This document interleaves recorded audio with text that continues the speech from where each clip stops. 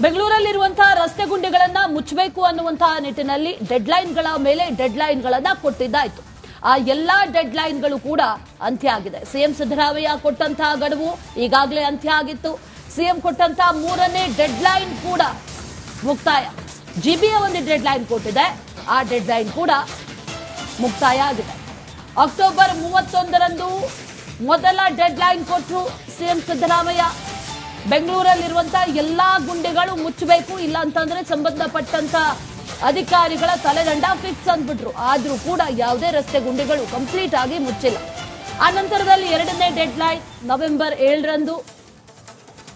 ಇವತ್ತಿಗೆ ಸಿಎಂ ಕೊಟ್ಟಂತ ಈ 3ನೇ ಡೆಡ್ಲೈನ್ ಇದೆಯಲ್ಲ, ಆ 3ನೇ ಡೆಡ್ಲೈನ್ ಕೂಡ ಅಂತ್ಯ ಆಗ್ತಾ ಇದೆ. ಜಿಬಿಎ ಕೂಡ ಇವತ್ತಿನ ಒಳಗೆ ಅಂದ್ರೆ 10ನೇ ತಾರೀಕಿನ ಒಳಗೆ ಎಲ್ಲಾ ಗುಂಡಿಗಳನ್ನ ಮುಚ್ಚೋದಾಗಿ ಭರವಸೆಯನ್ನ ಕೊಟ್ಟಿತ್ತು, ಡೆಡ್ಲೈನ್ ಅನ್ನ ಕೂಡ ಕೊಟ್ಟಿತ್ತು. ಆದ್ರೆ ಇನ್ನೂ ಕೂಡ ಬೆಂಗಳೂರಲ್ಲಿ ಅನೇಕ ರಸ್ತೆ ಗುಂಡಿಗಳು ಹಾಗೇ ಇದೆ. ಬೆಂಗಳೂರಿನ ರಸ್ತೆ ಗುಂಡಿಗಳಿಗೆ ಮುಕ್ತಿ ಸಿಗೋದು ಯಾವಾಗ ಅನ್ನುವಂತ ಪ್ರಶ್ನೆಗೆ ಬಹುಶಃ ಸದ್ಯಕ್ಕಂತೂ ಉತ್ತರ ನಿರೀಕ್ಷೆ ಮಾಡುವಂತಿಲ್ಲ. ಯಾಕಂದ್ರೆ ರಸ್ತೆಗಳ ಪರಿಸ್ಥಿತಿ ಅದೇ ರೀತಿಯಾಗಿದೆ. ಒಂದಷ್ಟು ರಸ್ತೆಗಳ ಗುಂಡಿಗಳನ್ನ ಮುಚ್ಚಿದ್ರೂ ಕೂಡ ಮತ್ತೆ ಗುಂಡಿ ಹಾಗೆ ತೆರ್ಕೊಂಡಿದೆ.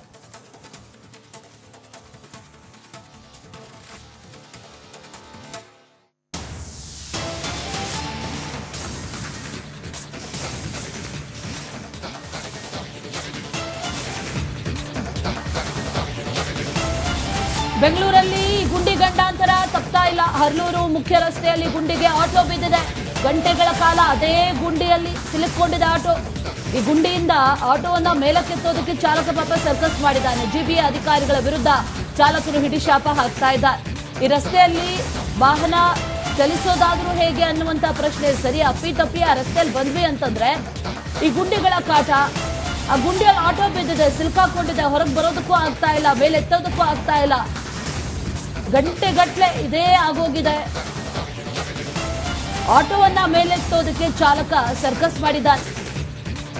ಜಿಬಿ ಅಧಿಕಾರಿಗಳ ವಿರುದ್ಧ ಆಕ್ರೋಶ ಕೂಡ ಈಗ ವ್ಯಕ್ತವಾಗ್ತಾ ಇದೆ. ರಸ್ತೆ ಗುಂಡಿಗಳನ್ನ ಮುಚ್ತೀವಿ ಅಂತಂದ್ರು, ಆದ್ರೆ ರಸ್ತೆ ಗುಂಡಿಗಳ ಪರಿಸ್ಥಿತಿ ಇನ್ನೂ ಕೂಡ ಹಾಗೇ ಇದೆ.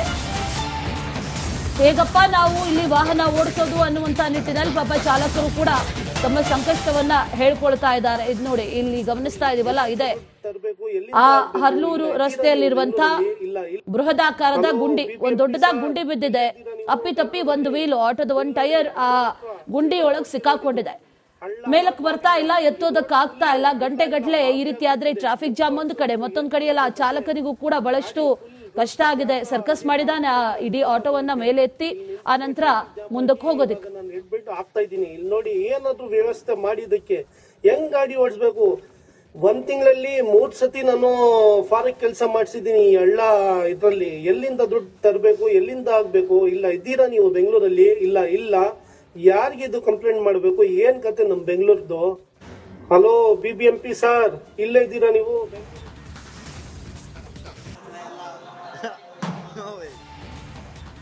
ಬೆಂಗಳೂರಲ್ಲಿರುವಂತಹ ರಸ್ತೆ ಗುಂಡಿಗಳನ್ನ ಮುಚ್ಚಬೇಕು ಅನ್ನುವಂತಹ ನಿಟ್ಟಿನಲ್ಲಿ ಡೆಡ್ಲೈನ್ಗಳ ಮೇಲೆ ಡೆಡ್ಲೈನ್ಗಳನ್ನ ಕೊಟ್ಟಿದ್ದಾಯ್ತು.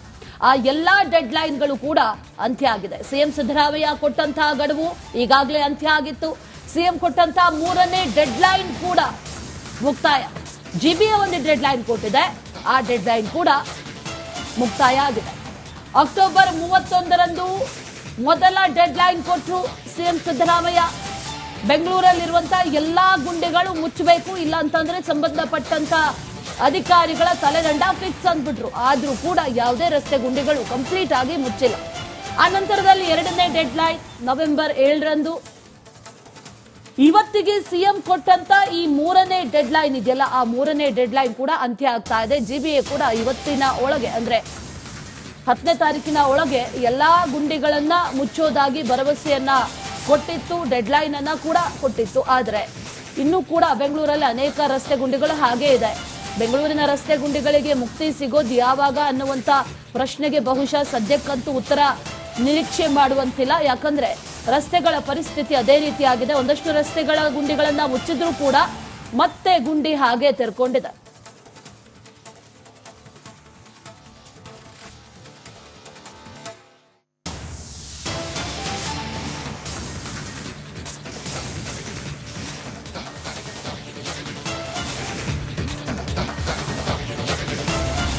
ಬೆಂಗಳೂರಲ್ಲಿ ಗುಂಡಿ ಗಂಡಾಂತರ ತಪ್ತಾ ಇಲ್ಲ. ಹರ್ಲೂರು ಮುಖ್ಯ ರಸ್ತೆಯಲ್ಲಿ ಗುಂಡಿಗೆ ಆಟೋ ಬಿದ್ದಿದೆ.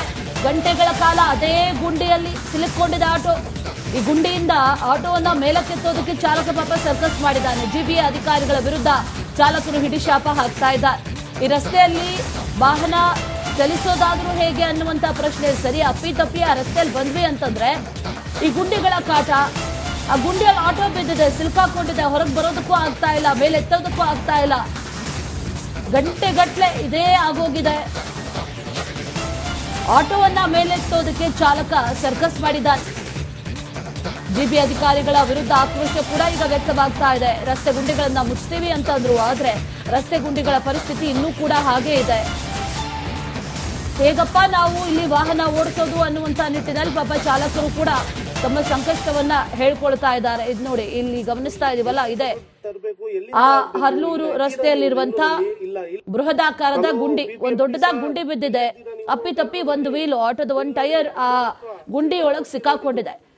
ಮೇಲಕ್ಕೆ ಬರ್ತಾ ಇಲ್ಲ, ಎತ್ತೋದಕ್ಕಾಗ್ತಾ ಇಲ್ಲ. ಗಂಟೆಗಟ್ಲೆ ಈ ರೀತಿ ಆದ್ರೆ ಟ್ರಾಫಿಕ್ ಜಾಮ್ ಒಂದು ಕಡೆ, ಮತ್ತೊಂದ್ ಕಡೆಯಲ್ಲ ಆ ಚಾಲಕನಿಗೂ ಕೂಡ ಬಹಳಷ್ಟು ಕಷ್ಟ ಆಗಿದೆ. ಸರ್ಕಸ್ ಮಾಡಿದಾನೆ ಆ ಇಡೀ ಆಟೋವನ್ನ ಮೇಲೆ ಎತ್ತಿ ಆ ನಂತರ ಮುಂದಕ್ಕೆ ಹೋಗೋದಕ್ಕೆ. ನಾನು ಇಟ್ಬಿಟ್ಟು ಆಗ್ತಾ ಇದ್ದೀನಿ. ಇಲ್ಲಿ ನೋಡಿ, ಏನಾದ್ರೂ ವ್ಯವಸ್ಥೆ ಮಾಡಿದಕ್ಕೆ ಹೆಂಗ್ ಗಾಡಿ ಓಡಿಸ್ಬೇಕು. ಒಂದ್ ತಿಂಗಳಲ್ಲಿ 3 ಸತಿ ನಾನು ಫಾರಕ್ ಕೆಲಸ ಮಾಡಿಸಿದೀನಿ. ಎಲ್ಲ ಇದ್ರಲ್ಲಿ ಎಲ್ಲಿಂದ ದುಡ್ಡು ತರಬೇಕು, ಎಲ್ಲಿಂದ ಆಗ್ಬೇಕು. ಇಲ್ಲ ಇದ್ದೀರಾ ನೀವು ಬೆಂಗಳೂರಲ್ಲಿ? ಇಲ್ಲ ಯಾರಿಗಿದು ಕಂಪ್ಲೇಂಟ್ ಮಾಡ್ಬೇಕು? ಏನ್ ಕತೆ ನಮ್ ಬೆಂಗಳೂರ್ದು? ಹಲೋ BBMP ಸರ್, ಇಲ್ಲೇ ಇದ್ದೀರಾ ನೀವು? ಮೇಲೆ ಎತ್ತೋದಕ್ಕೂ ಆಗ್ತಾ ಇಲ್ಲ. ಗಂಟೆಗಟ್ಲೆ ಇದೇ ಆಗೋಗಿದೆ. ಆಟೋವನ್ನ ಮೇಲೆತ್ತೋದಕ್ಕೆ ಚಾಲಕ ಸರ್ಕಸ್ ಮಾಡಿದ್ದಾನೆ. ಜಿಬಿ ಅಧಿಕಾರಿಗಳ ವಿರುದ್ಧ ಆಕ್ರೋಶ ಕೂಡ ಈಗ ವ್ಯಕ್ತವಾಗ್ತಾ ಇದೆ. ರಸ್ತೆ ಗುಂಡಿಗಳನ್ನ ಮುಚ್ತೀವಿ ಅಂತಂದ್ರು, ಆದ್ರೆ ರಸ್ತೆ ಗುಂಡಿಗಳ ಪರಿಸ್ಥಿತಿ ಇನ್ನೂ ಕೂಡ ಹಾಗೆ ಇದೆ. ಹೇಗಪ್ಪ ನಾವು ಇಲ್ಲಿ ವಾಹನ ಓಡಿಸೋದು ಅನ್ನುವಂತ ನಿಟ್ಟಿನಲ್ಲಿ ಪಾಪ ಚಾಲಕರು ಕೂಡ ತಮ್ಮ ಸಂಕಷ್ಟವನ್ನ ಹೇಳ್ಕೊಳ್ತಾ ಇದ್ದಾರೆ. ಇದು ನೋಡಿ, ಇಲ್ಲಿ ಗಮನಿಸ್ತಾ ಇದೀವಲ್ಲ, ಇದೆ ಆ ಹರ್ಲೂರು ರಸ್ತೆಯಲ್ಲಿರುವಂತ ಬೃಹದಾಕಾರದ ಗುಂಡಿ. ಒಂದ್ ದೊಡ್ಡದಾಗಿ ಗುಂಡಿ ಬಿದ್ದಿದೆ. ಅಪ್ಪಿತಪ್ಪಿ ಒಂದು ವೀಲ್, ಆಟೋದ ಒಂದ್ ಟೈರ್ ಆ ಗುಂಡಿ ಒಳಗ್ ಸಿಕ್ಕಾಕೊಂಡಿದೆ.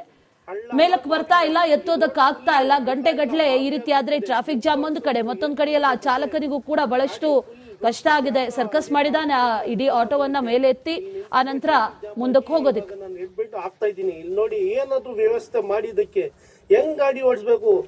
ಒಂದ್ ತಿಂಗಳಲ್ಲಿ 3 ಸತಿ ನಾನು ಫಾರಕ್ ಕೆಲಸ ಮಾಡಿಸಿದೀನಿ. ಎಲ್ಲ ಇದ್ರಲ್ಲಿ ಎಲ್ಲಿಂದ ದುಡ್ಡು ತರಬೇಕು, ಎಲ್ಲಿಂದ ಆಗ್ಬೇಕು. ಇಲ್ಲ ಇದ್ದೀರಾ ನೀವು ಬೆಂಗಳೂರಲ್ಲಿ? ಇಲ್ಲ ಯಾರಿಗಿದು ಕಂಪ್ಲೇಂಟ್ ಮಾಡ್ಬೇಕು? ಏನ್ ಕತೆ ನಮ್ ಬೆಂಗಳೂರ್ದು? ಹಲೋ BBMP ಸರ್, ಇಲ್ಲೇ ಇದ್ದೀರಾ ನೀವು?